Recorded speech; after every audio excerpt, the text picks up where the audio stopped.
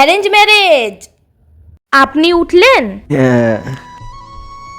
এ কি, তুমি আমাকে প্রণাম করছো কেন? স্বামী হচ্ছে যে ভগবান, আর ভগবানকে প্রণাম করলে দিন ভালো যায়।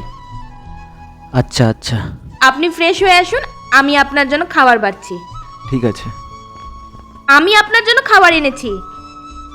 হ্যাঁ রাখো, আমি খেয়ে নিচ্ছি। না না, আমি আপনাকে খাইয়ে দেব। আপনি আমার জন্য কত কষ্ট করেন বলেন তো, আমি আপনাকে খাইয়ে দেব। আচ্ছা ঠিক আছে।